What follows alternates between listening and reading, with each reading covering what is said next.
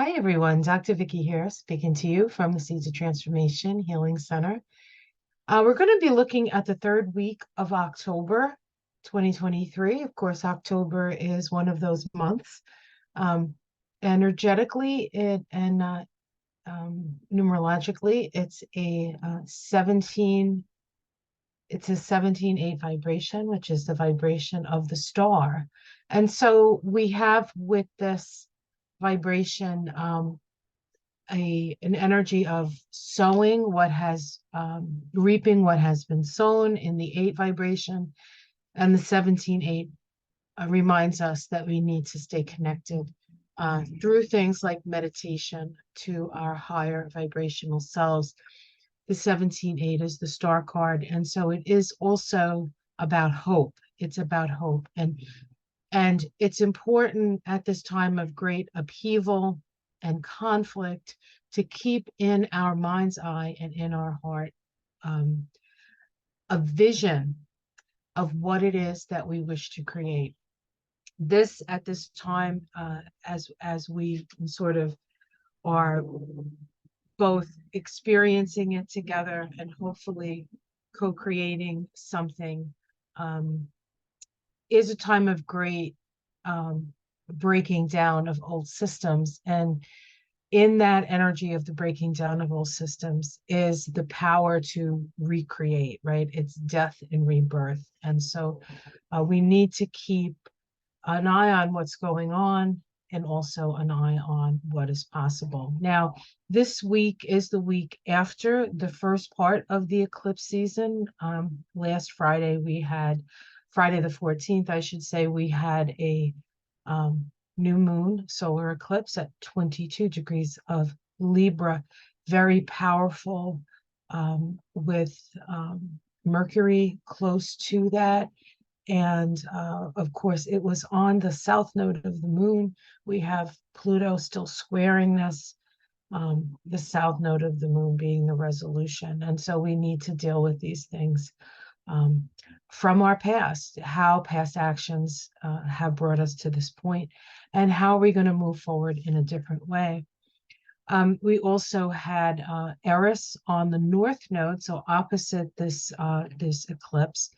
And Eris is an energy of revolution and not standing up for the old ways and sort of moving into a new direction. But it is also an agent of chaos. And so within the mass chaos that we see are the seeds for a new world. And I think we need to keep that all in mind as we navigate this very treacherous time in our history.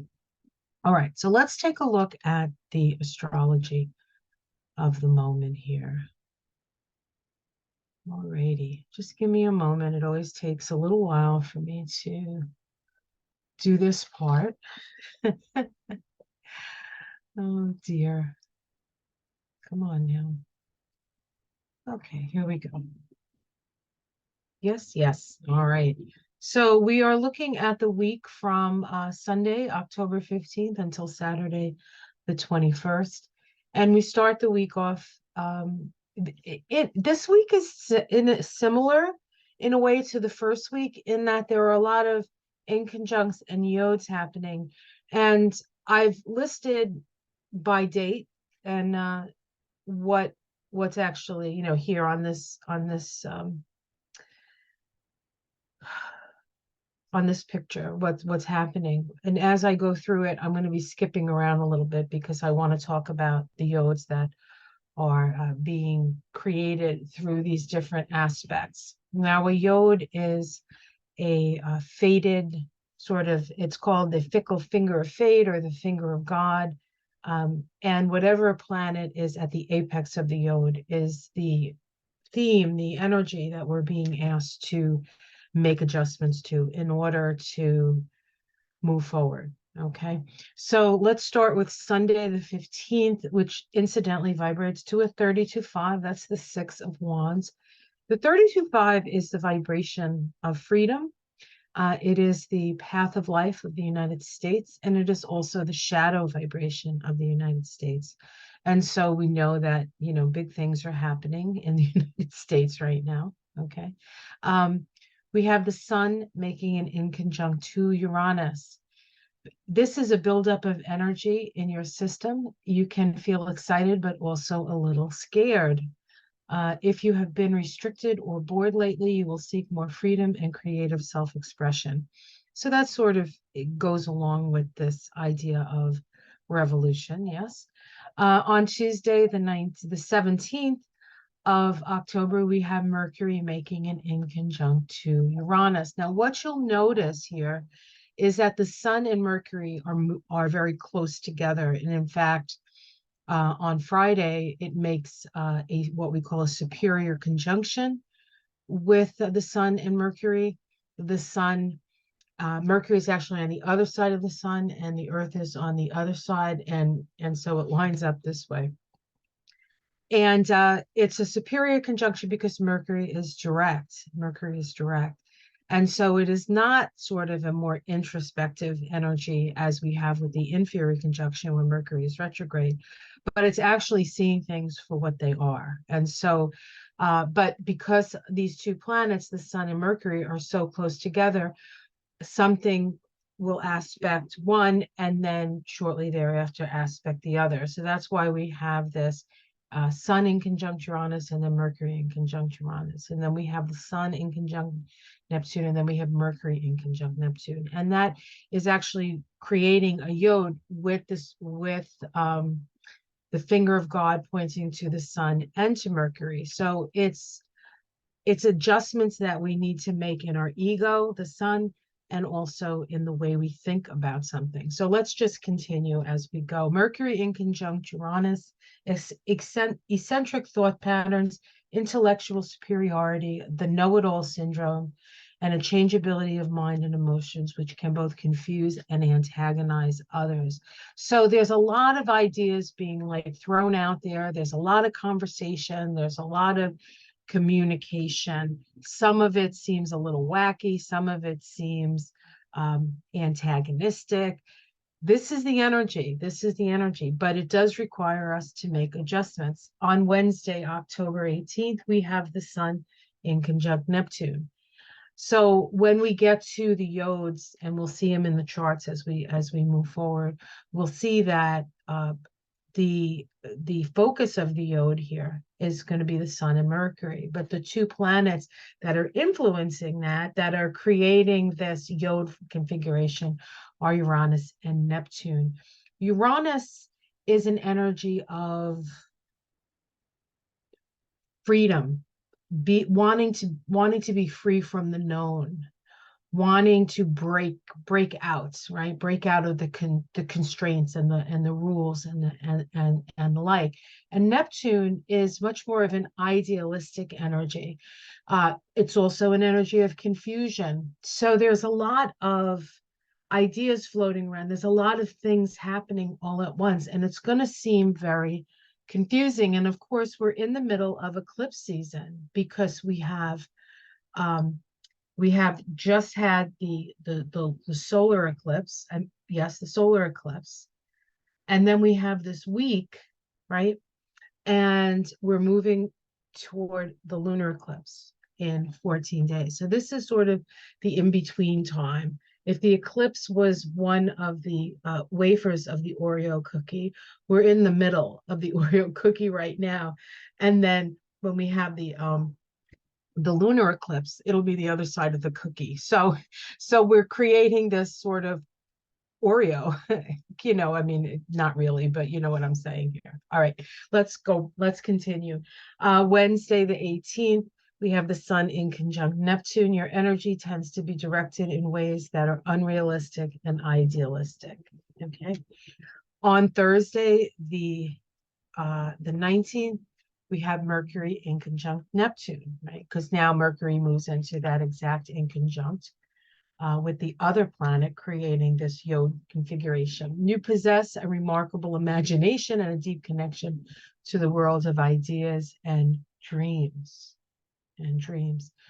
On Friday, after these two planets have gone through the gauntlet and the exact aspects to these in conjuncts to Uranus, the planet of freedom, and Neptune, the planet of idealism, they come together in this conjunction. Superior conjunctions kind of have the energy of an opposition. And the Sun and Mercury are never opposite each other because of the physics of it all, right? We will never experience that. But we do have Mercury on the other side of the sun to the earth. And so we do have a perspective. But of course, the sun is so, you know, big that it does require tuning in, a tuning in. And so we have the sun conjunct Neptune at this 27th degree of Libra.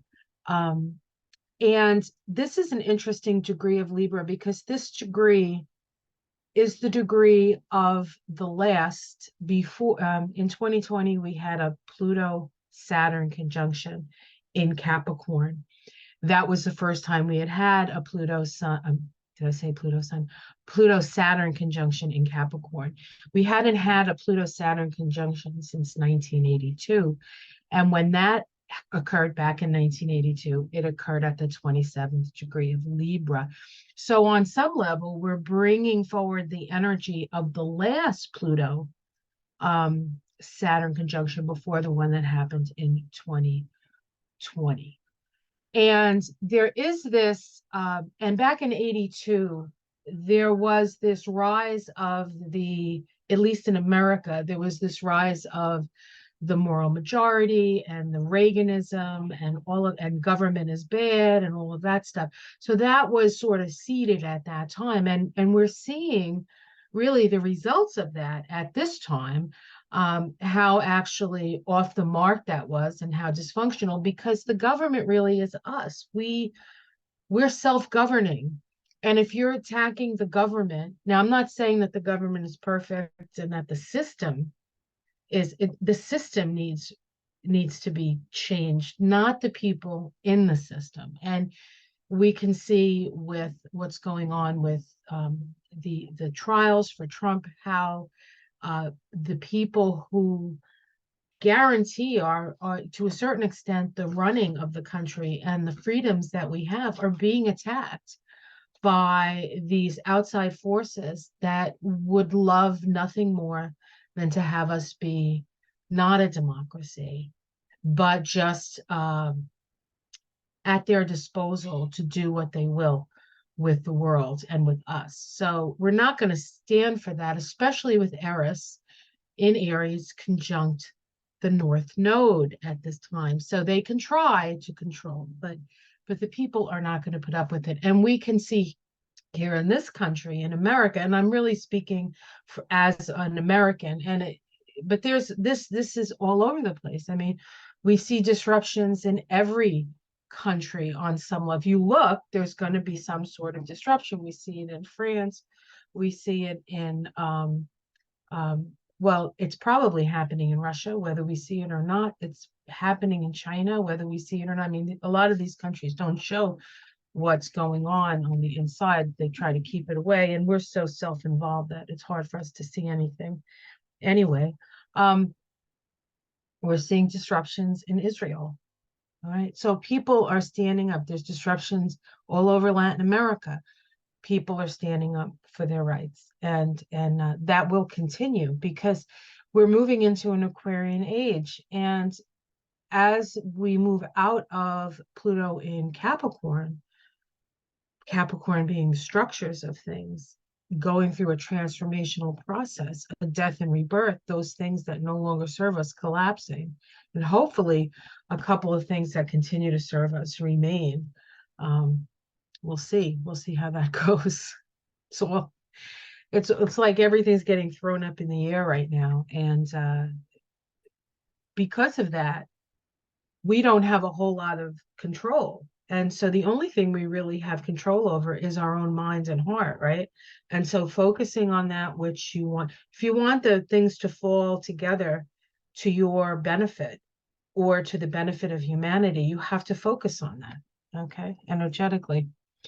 Um, Also on Friday, we have Mercury making a last quarter square to Pluto.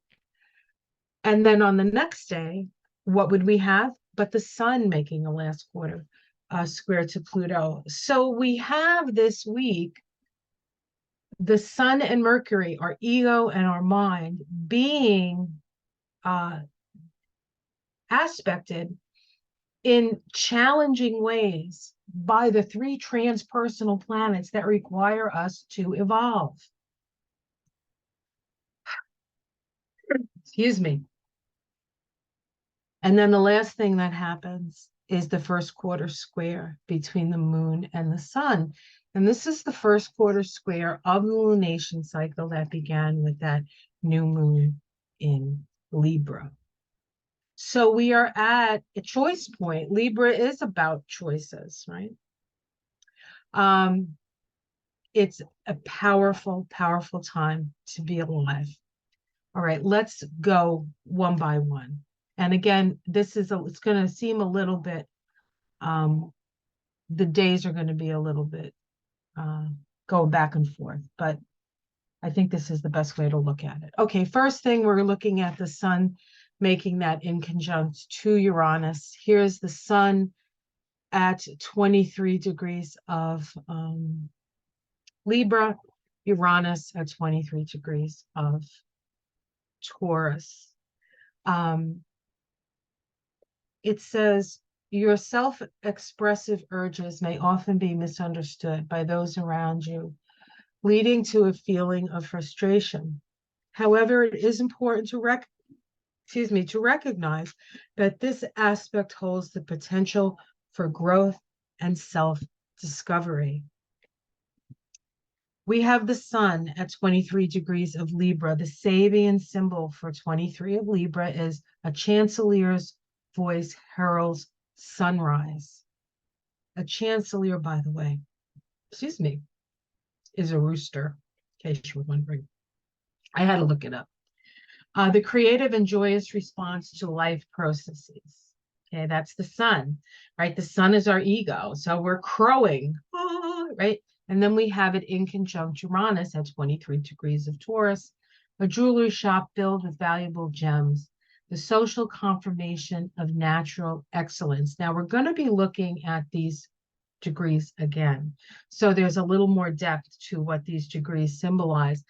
But as I said, the conjunction of Mercury and the Sun in that superior conjunction occurred at an important degree if we go back to 1982. Well, this degree, the 23rd degree of Taurus, is the degree where we had our last, before 2020, 20 years before that, in 2000, we had a conjunction between Saturn and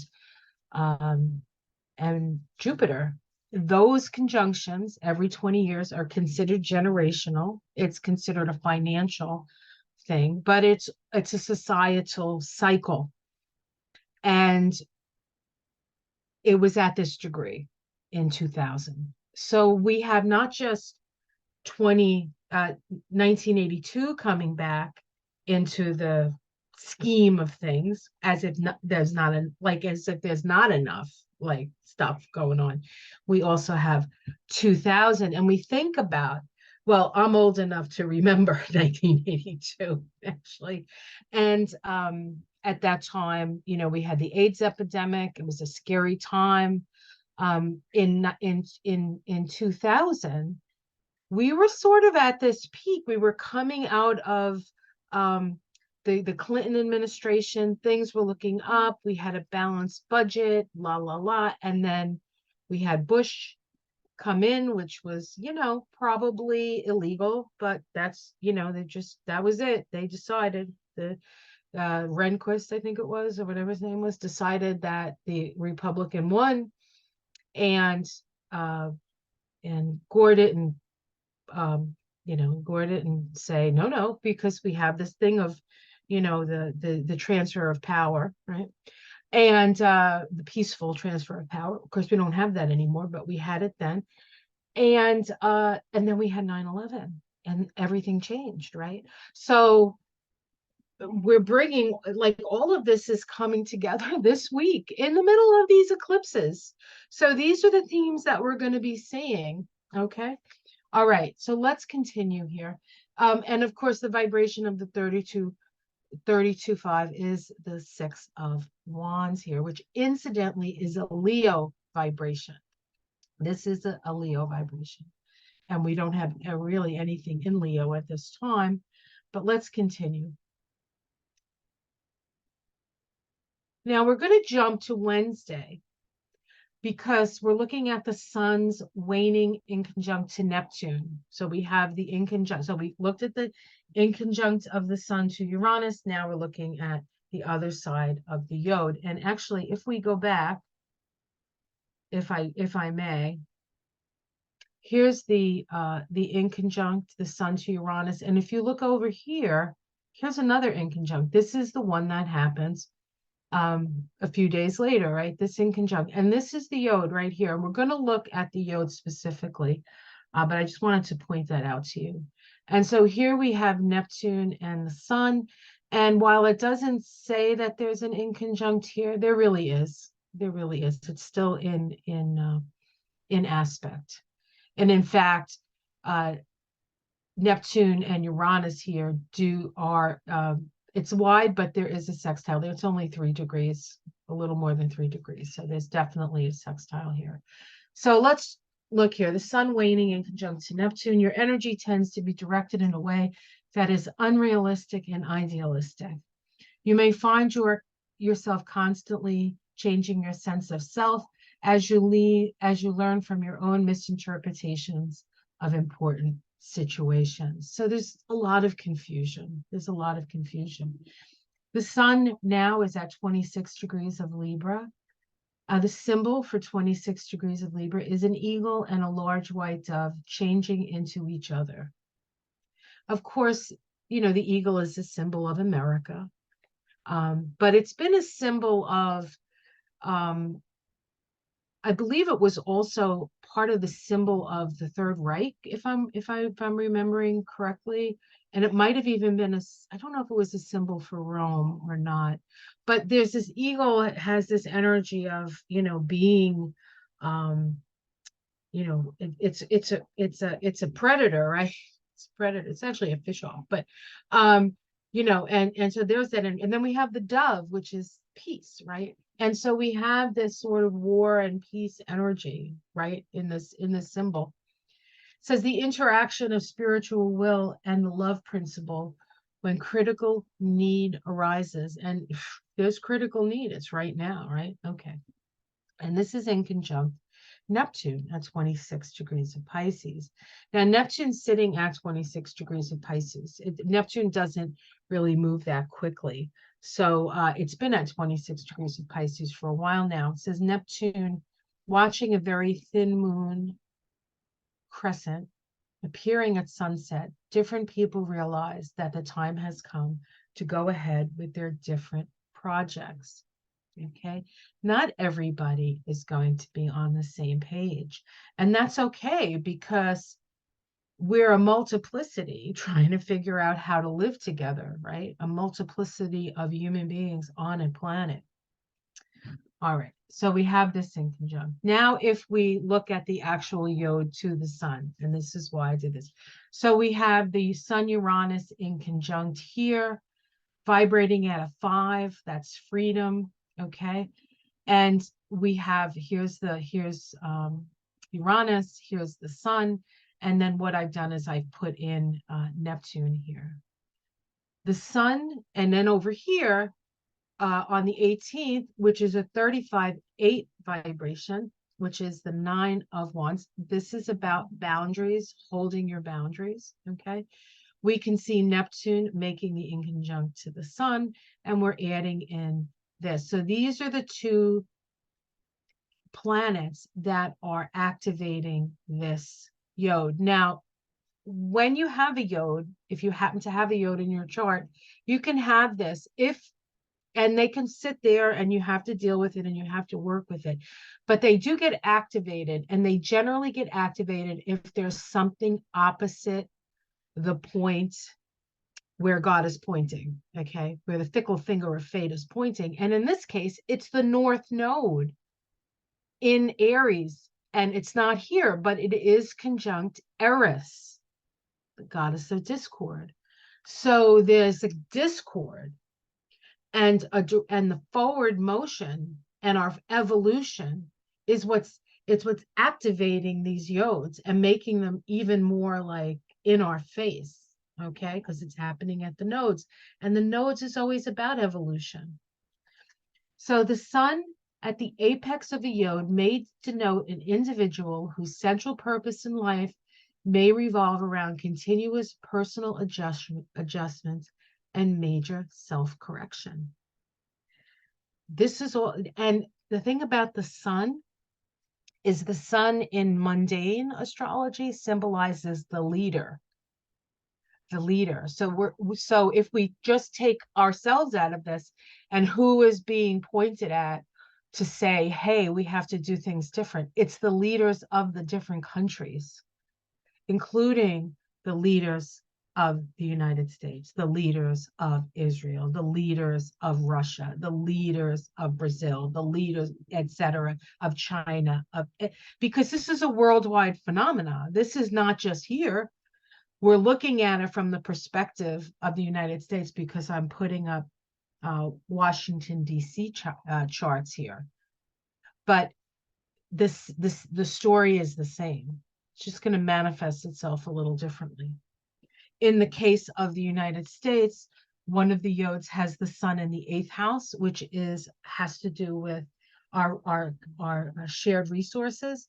And in the yod, when it's exact to Neptune, we're looking at our land, our home, okay, the 4th house, our ancestry, and our indigenous, okay, our indigenous. We are pressured to make needed alterations in the way we demonstrate our willpower, authority, and self-pride. Objective self-examination is very important for your proper growth. So this is a time of self-examination. Now let's look at Mercury. Now we have Mercury in conjunct Uranus, excuse me, happening on the 17th. Part of the problem is an inability to acquiesce in social rules and accepted ways of behavior, allied to an innate resistance to authority. So this is the rebels, right? This is not just the rebels, but the rebels in us. And we're dealing with Mercury, so it has to do with the way we communicate. It has to do with our mind, okay? It also, in the larger scale of things, Mercury rules the media. The media, the 3rd house is the house of the media in a mundane chart. So there needs to be an adjustment in the focus of the media as well. Okay. Mercury at 23 degrees of Libra, same degree, right? A chancelleur's voice heralds sunrise.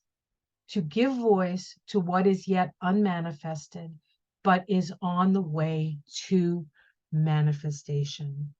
So this is when I speak of focusing your heart and your mind, and Mercury is your mind and the sun is your heart, on what it is that you want to create in your world at a focused intention, okay?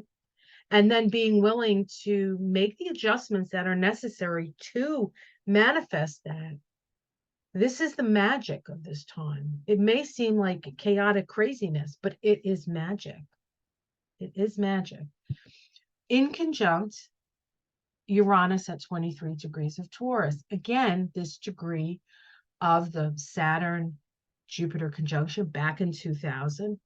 It was in Taurus, so it had to do with what was important to us and what we value. And if you look at what we valued in 2000 compared to what we valued when those two planets came back together in 2020, there was a big shift.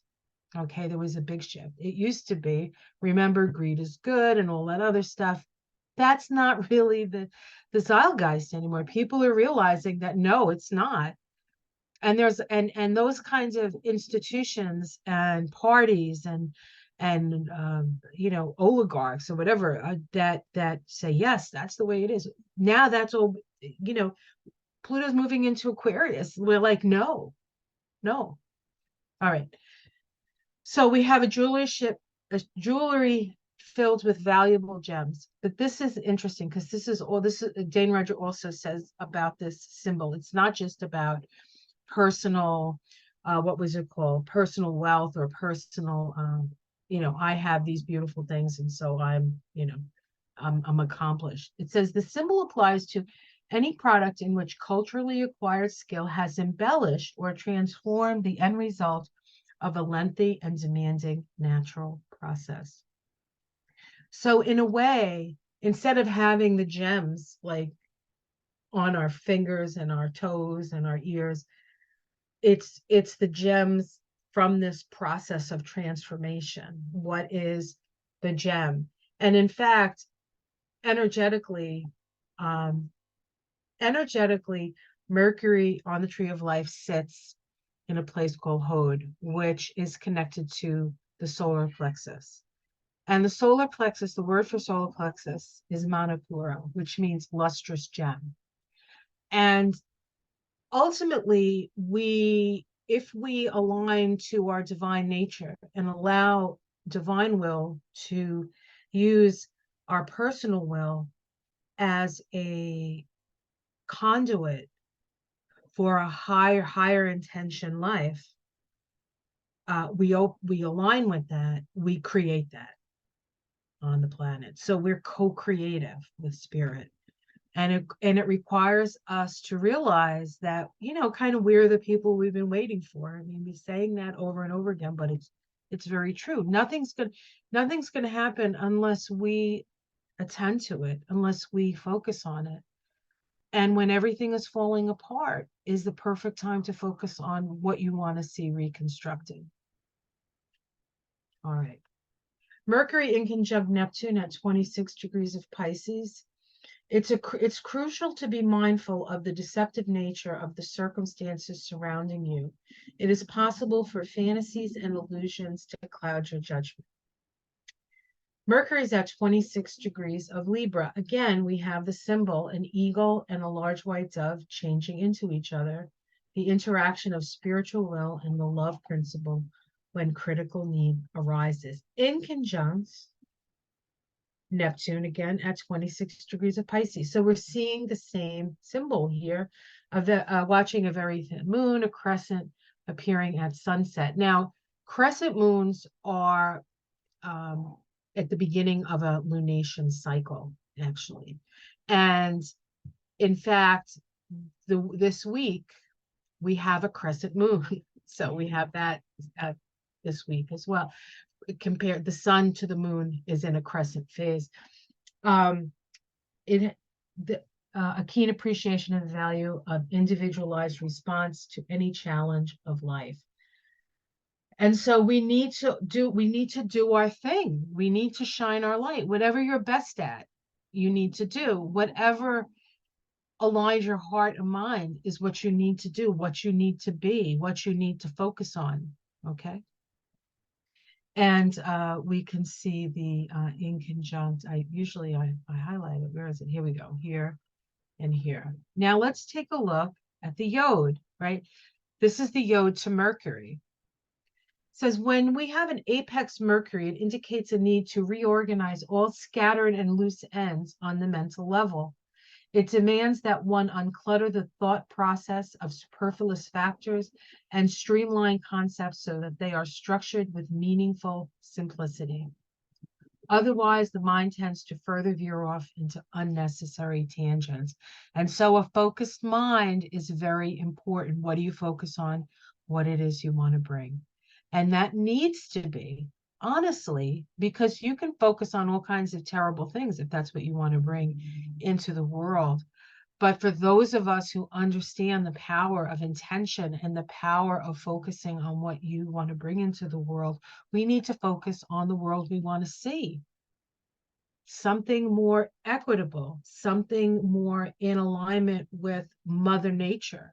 respecting Mother Nature, working with Mother Nature to create our energy, right? So that so that there aren't children starving. I mean, if you look at the world, either children are being bombed or starving, or they're being shot at, or they're being they're banning books. I mean, it's just, I mean, what, right? So get that all out of your head, because that's that's reaction to the shifting and the changing. People are scared, and when people are scared, they don't always make the best decisions, right?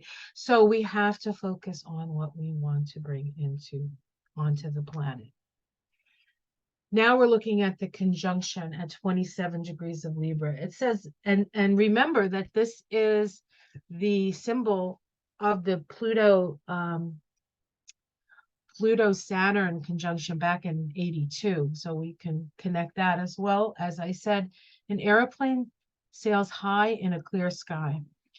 The consciousness able to transcend the conflicts and pressures of the personal life. Okay. So sort of getting out of our personal story here. This picture symbolizes the capacity latent in every individual to contemplate the stress of existence in our world of duality from a higher level. Through the use of his mind, backed by the efforts and struggles of past generations and the cooperation of other men and women, the individual can gain a new perspective on human problems and reach freedom and peace in the supernal realm of being. The supernal realm is the spiritual realm. Okay, it's the highest vibrational frequency. That's what we need to focus on at this time to bring the change necessary to move us through this time of great evolutionary stresses.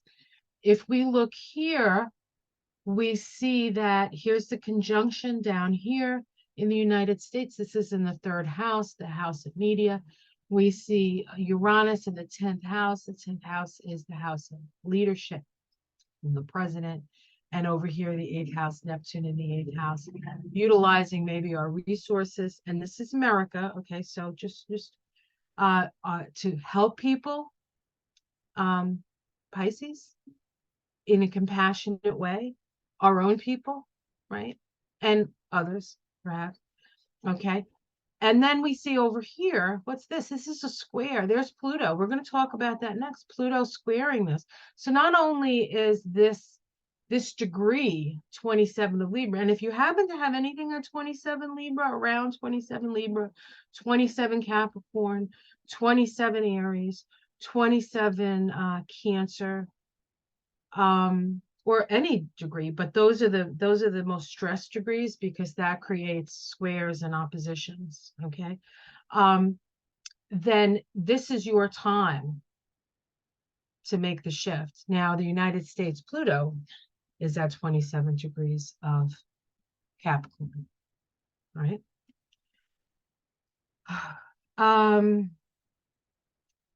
The key word, this symbol introduces us to the realm of unity beyond polarity. I mean, what else can be said? It is a stage of transcendent realization. Now, we have to look at the squares and how they sort of interact this week. We have Mercury making a last quarter square to Pluto. Last quarter squares are always crisis in consciousness, right? They have a revolutionary nature. They have the nature of individuation. This is the 3/4 point of the Mercury-Pluto synod. Crisis in consciousness square, a reorientation how we think about power. Mercury is at 28 degrees of Libra, a man becoming aware of spiritual forces surrounding and assisting him. Squaring Pluto at 28 degrees of Capricorn, a large aviary. The initial conjunction of these two planets started on 4/10/2023. It's a year-long cycle at 21/3. That was the vibration of the day, which is the world card, the end of one cycle and the beginning of a new. Okay, so Pluto and Mercury is how we think about things, right? The transformation of our mind. And that degree, that 29th degree of Capricorn, where that initial conjunction occurred, the symbol was a woman reading tea leaves. The ability to see the signature of hidden meaning in every occurrence, drawing one's attention. Keyword, clairvoyance. So again, we're talking about this, right? We're talking about coming from a higher vision. All right, let's continue. The sun last quarter square to Pluto. This is also the 3/4 a point of the cycle, the sun Pluto synod. We have the sun at 28 degrees of Libra, a man becoming aware of spiritual forces surrounding and assisting him, squaring the large aviary. This cycle began, the initial cycle was the conjunction of the sun and Pluto, which occurred on January 18th, okay, different month, different day, which vibrates to a 26/8. That is the Page of Wands. The Page of Wands is the messenger. It's a messenger. Messages from spirit, okay? And we're dealing with the sun, right? The sun, the life-giving force. This occurred at 29 degrees of Capricorn. A woman reading tea leaves, the ability to see the signature of hidden meaning in every occurrence, drawing one's attention. Keyword, clairvoyance. Same degrees, same initial degree, different days, different energy. Okay, so when we dealt with Mercury, we're talking about, hold on, I'm excited, so I'm losing my place here. Mercury, we're talking about a new way of thinking, letting go of the old and moving into the new. And when we're dealing with the sun here, it's about messages from spirit. And so our focus, our intention, our life force is aligned with spirit, Okay. And then the last thing we're going to talk about is the last quarter square of the sun and the moon. And of course, the first quarter square. So this is the crisis in action on the eclipse, on that new moon eclipse. And we have the sun and Mercury conjunct the north node. We have, the south node. We have the north node here in Aries. Eris is right next to it. It's right there. It's almost exactly conjunct. And then we have the moon and Pluto squaring that, creating this T-square here. And when you see T-squares like this, the energy, the sort of point where the energy can put itself and express itself is opposite the height of the T. So if the square's like this, right, we have the opposition, which is the nodes, along with the sun and Mercury on one node and Eris on the other node. And of course, we can also include Chiron there, because that's within orb of the conjunction to the node. Chiron, the wounded masculine, the aggression, right? The wound of identity, all of that stuff. Who are we really? And then the top of that, this is the sun, is the moon and Pluto. And the moon and Pluto, the moon is in a new phase to Pluto in this situation. So the moon has gone to hell and come through the other side, and now is sort of being reborn anew at that 29th degree of Capricorn, which is a woman reading tea leaves. Okay, clairvoyance but the opening is here. And in the case of the United States, which is not the case for everybody, but in the case of the United States, it's about connecting to our nurturing nature, taking care of our planet, taking care of our children, taking care of our women. Okay, that's where the energy is. So I feel like I just went through the gauntlet with you. Hopefully you're getting what I'm trying to say. I think you are, of course, because you listen to me and you know how I talk. But this just points out just how vital this time is, and how, against all distractions, we need to focus on what we want to have in our life in order to create the new earth, to create a new way of being, so that we can survive and thrive. What, why are we hurting each other?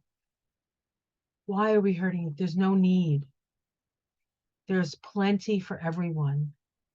Um, so keep that in your heart and your mind if you could. At least that's what I'm going to do. You can do what you want. I'm just telling you what I see. All right, guys, have yourself an interesting week. Likely to be interesting one way or the other. It might as well be interesting in a positive way. Take care of yourselves and know that we're going to get through this. And we're already on the other side. We're already moving in the direction of creating this. Decisions have been made. There are more decisions ahead, but we have made the initial decisions, and there are miracles on its way that we don't even know about yet. We can have intimations, but I'll just let you know that it's going to be very different, and I think we're going to be relieved. So, all right, take care, everyone. Namaste.